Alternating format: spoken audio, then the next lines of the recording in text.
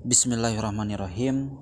Di sini saya insyaallah akan membacakan sebuah buku yang berjudul Sejarah Islam yang Hilang karya Firoz Al-Khatib, yang mana dalam buku ini dibagi ke dalam subbab, yang mana terbagi kepada 11 subbab. Yang pertama ada Arab pra-Islam, yang kedua kehidupan sang nabi, yang ketiga Khulafaur Rasyidin, yang keempat pendirian negara Islam, yang kelima masa keemasan intelektual, yang keenam pergolakan, yang ketujuh Al-Andalusia, yang kedelapan tepi, yang kesembilan kelahiran kembali, yang kesepuluh kemunduran, kesebelas gagasan lama dan baru.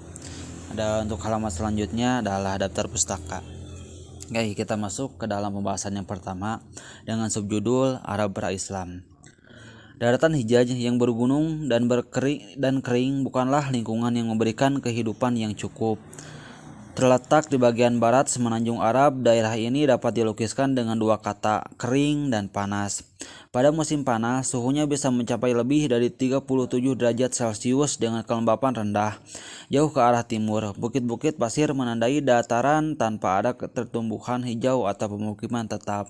Tetapi dari daratan yang kejam ini, pada awal 600-an Masehi, bangkit sebuah gerakan baru. Gerakan ini akan mengubah haluan sejarah semenanjung Arab dan dunia. Poin selanjutnya ada geografi. Luas semenanjung Arab lebih dari 27 km persegi di pojok barat laut benua Asia. Letaknya yang di antara Asia, Afrika, dan Eropa membuat tanah ini memiliki hubungan unik dengan tiga benua dunia lama. Sekalipun posisinya strategis, Arab diabaikan sebagai besar orang luar.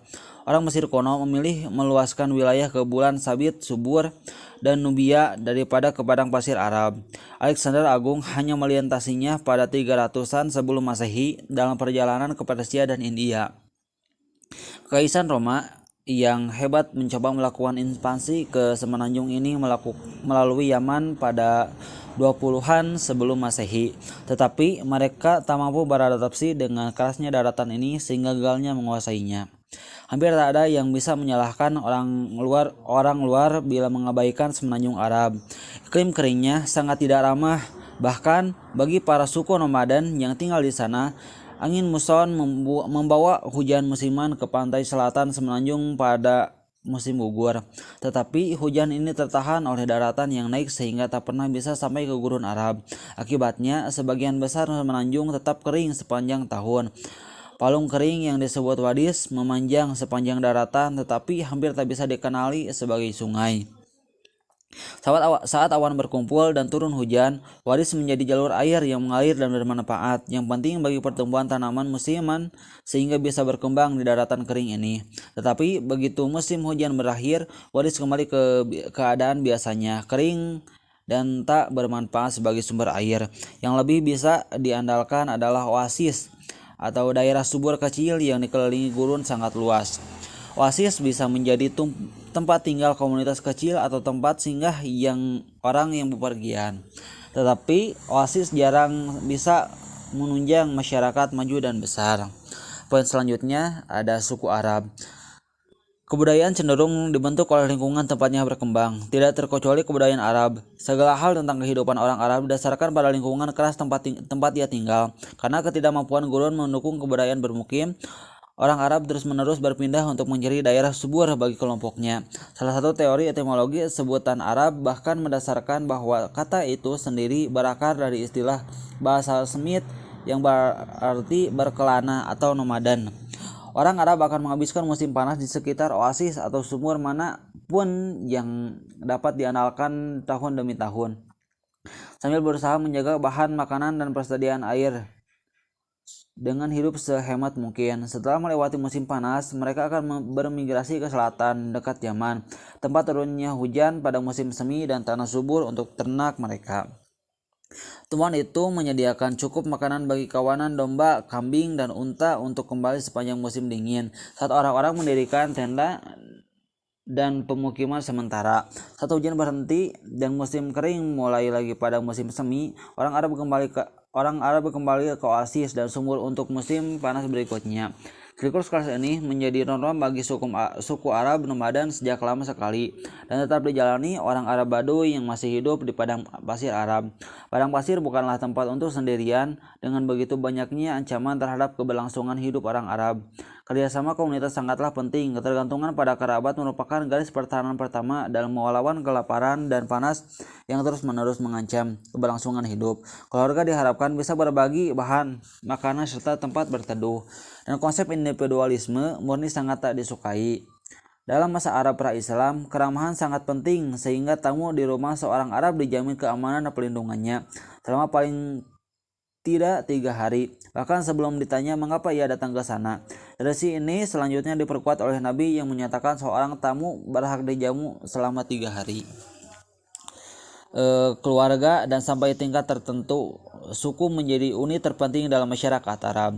Sekelompok keluarga berpergian bersama-sama dan disebut kabilah atau klan.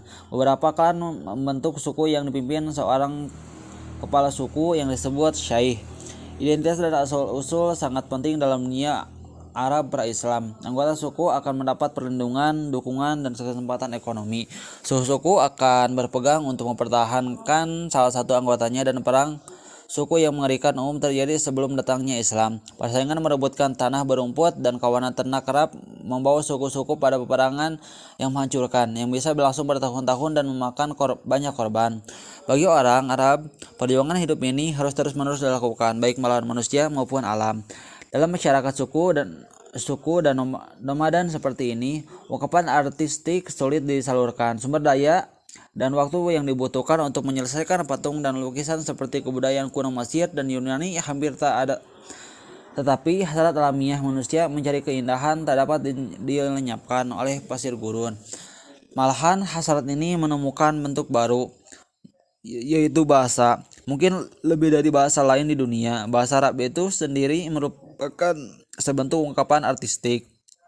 Kata dan struktur kalimatnya cair, menciptakan beragam cara untuk mengungkapkan suatu gagasan yang sama. Dengan demikian, puisi menjadi seni de facto di Arab. Syair epos panjang yang memuja suku dan kepahlawanan menjadi karya seni terbesar mereka. Penyair terbaik didapuk menjadi pesohor dengan segala cara. Kata-kata mereka diingat oleh publik dan diulang-ulang lintas generasi. 7 syair terhebat pra-Islam dikenal sebagai mu'allaqat yang berarti yang tergantung. Syair tersebut dijuluki demikian karena digantung di dinding Ka'bah di Mekah atau tergantung di hati seluruh orang Arab untuk menghormati medium berbentuk syair ini. Meskipun menjadi masyarakat sastra yang maju, tulisan masih langka di semenanjung Arab. Akan tetapi bentuk bahasa tertulis ini pernah muncul pada 500-an Masehi. Hafalan sudah cukup bagi orang Arab yang mampu mengingat saja keribuan baris sehingga dapat mengulanginya. Bagi generasi masa depan, menghafal nantinya terbukti menjadi kecakapan vital begitu Islam datang semenanjung ini pada 600-an Masehi. Berbicara tentang agama, orang Arab pra-Islam hampir semuanya politeis. Tradisi Islam meyakini Nabi Ibrahim atau Abraham dan anaknya yaitu Ismail membangun Ka'bah di lembah Mekah pada masa lalu sebagai rumah permujaan saat satu Tuhan. Ka'bah dibangun dalam bentuk kota di atas fondasi yang dibuat oleh manusia pertama yaitu Adam. Dari tempat suci ini, Ismail bisa menyampaikan pesan monoteisme kepada bangsa Arab yang telah mengangkatnya sebagai bagian dari bangsa Arab sendiri. Tetapi selama berabad-abad, anak cucu Ismail mendistorsi ajaran monoteismenya. Patung batu dan kayu dibuat untuk menampilkan sifat-sifat Tuhan. Selanjutnya, mereka menampilkan Tuhan-Tuhan yang terpisah sama sekali. Menjelang kedatangan Nabi Muhammad SAW, ada 360 Tuhan di Ka'bah. Pesan Ibrahim dari Ismail seluruhnya hilang dari ingatan orang Arab. Bahkan beberapa ajaran pokoknya masih berperan penting bagi masyarakat ini. Tentu saja mereka masih mempercayai Tuhannya Ibrahim dan Ismail yang dalam bahasa Arab disebut Allah. Tetapi mereka yakin bahwa Allah hanya salah satu dari banyak Tuhan yang ditampilkan lewat patung. Sistem kepercayaan ini melenceng jauh dari monoteisme ketat yang diajarkan kedua nabi tersebut serta mencerminkan pengaruh agama Sumeria ke bagian utara. Masyarakat Kristen dan Yahudi yang terisolasi masih ada di dalam semenanjung Arab dan juga menghormati nabi-nabi tersebut. Tapi itulah ujung kesamaan mereka. Penganut monoteisme yang tersebar di Arab cenderung menghindari asimilasi penuh dengan penganut politeisme Arab dan malah menciptakan masyarakat yang picik. Nah, untuk poin selanjutnya ada tetangga Arab. Meskipun berada jauh di gurun semenanjung Arab, jauh dari kebudayaan yang lebih maju, bangsa Arab tidaklah terisolasi dari para tetangganya sama sekali. Bangsa Romawi telah menjadi adik kuasa regional di sepanjang perbatasan utara semenanjung pada dekade awal Masehi. Dengan memadamkan banyak pemberontakan Yahudi di provinsi Suriah Palestina, Romawi menegakkan kendali mereka di wilayah tersebut. Bagi bangsa Arab Baduy, hal ini berarti hadirnya mitra dagang yang kaya dan kuat di sebelah utara. Para pedagang secara berkala melintasi bagian barat semenanjung dari Yaman di selatan menuju Suriah di utara dengan memperdagangkan barang-barang dari tempat-tempat jauh seperti India dan Italia. Bangsa Romawi sudah puas bertahan di daerah yang lebih ramah dan familiar. Di bulan sabit, subur dan membiarkan bangsa nomaden Arab melanjutkan perdagangan ke daerah-daerah yang lebih jauh. Di sebelah timur laut Arab terdapat plato Iran. Bangkitan dinasti Sasanid di Persia pada 2000-an Masehi menghadirkan persaingan panjang antara Romawi dan Persia yang akan berdampak kepada bangsa Arab.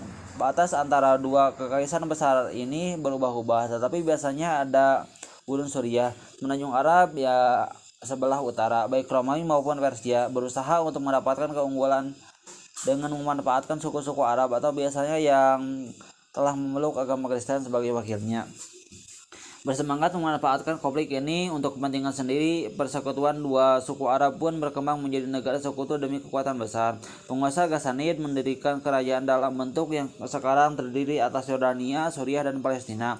Kerajaan itu berfungsi sebagai penyangga bagian kekaisaran Romawi. Dengan cara yang sama, Lahmid mengontrol Mesopotamia Selatan dan melayani Persia. Kedua, kerajaan Arab ini sangat dipengaruhi oleh majikannya yang menghabiskan banyak dana untuk mempersenjatai daerah taklukannya dalam menghadapi musuh. Tapi perangan yang terus-menerus terjadi secara perlahan melemahkan seluruh pihak.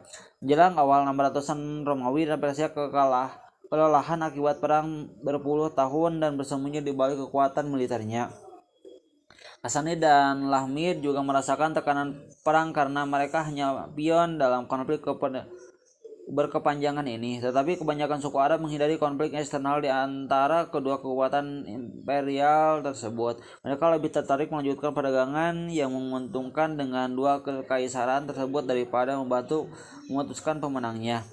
Di sebelah selatan semenanjung terdapat kerajaan Aksum yang kuat di Abyssinia, Ethiopia sekarang ini. Berada di pegunungan Abyssinia, Aksum adalah negara penggangan kuat yang menghubungkan kerajaan-kerajaan di pedalaman Afrika. Rute laut Samudra Hindia dan bagian selatan semenanjung Arab sebagai tempat persimpangan perdagangan. Aksum berpengaruh besar bagi pedagang Arab yang berpegang dengan orang Aksum di Yaman. Seperti halnya Romawi, Aksum adalah kekaisaran Kristen yang bersitegang dengan Persia dalam beberapa kejadian. Pengendalian perdagangan melalui Yaman merupakan sumber konflik tanpa henti karena kedua belah pihak berusaha menjadikan para pemimpin lokal sebagai pengikutnya. Dalam global dunia yang meningkatkan pada awal 600-an, bangsa Arab sadar akan keberadaan para tetangga mereka dan terpengaruh oleh peristiwa-peristiwa yang terjadi di luar semenanjung Arab. Menjadi persimpangan tiga negara bisa menyebabkan mereka mafhum akan politik internasional dan memiliki keahlian memanfaatkan persaingan demi keuntungan mereka. Meski tinggal di lokasi yang berbahaya, bangsa Arab aman di tengah-tengah gurun. Mereka menyebut semenanjung itu Jazirah Arab, yang berarti pulau bangsa Arab, menggambarkan betapa terisolasinya bangsa ini.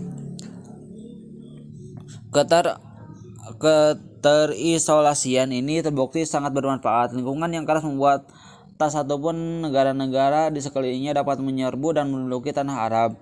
Siklus pengembaraan tradisional dan cara hidup mereka sebagian besar terpengaruh oleh politik dan perang regional. Dalam lingkungan yang terlindung ini, sebuah gerakan akan bangkit pada awal 600-an. Gerakan tersebut akan diimplikasi besar bagi negara-negara sekitarnya dan akhirnya seluruh dunia. Gerakan ini akan mengubah nasib bangsa Arab selamanya dengan membangun dan memanfaatkan kemampuan uniknya serta membuang perilaku budaya negatif yang telah menjadikan mereka bangsa nomaden, bara dan suka berperang. Faktor geografi, iklim, dan politik bersama-sama menghadirkan lingkungan sempurna tempat Islam lebih cepat tumbuh menjadi kekuatan dunia dibanding gerakan agama dan kekaisaran manapun di dunia. Kekuatan itu akan menyapu padang gurun Arab, memasuki Romawi dan Persia yang sudah babak belur menaklukkan berbagai wilayah dan mengasimilasi beragam bangsa, serta menciptakan imperium yang membentang dari Spanyol sampai India pada awal 700-an, terbesar di dunia saat itu. Pertumbuhan kekuasaan dan kebudayaan yang eksponensial belum terbayangkan oleh bangsa Arab pada awal 600-an. Mereka saat itu masih berjuang untuk bertahan hidup, tetapi semuanya dicapai karena kehadiran seorang yang membawa pesan revolusioner dan janji bagi nasib baru bangsa Arab, seorang yang sanggup melangkahi padang pasir Arab, Muhammad.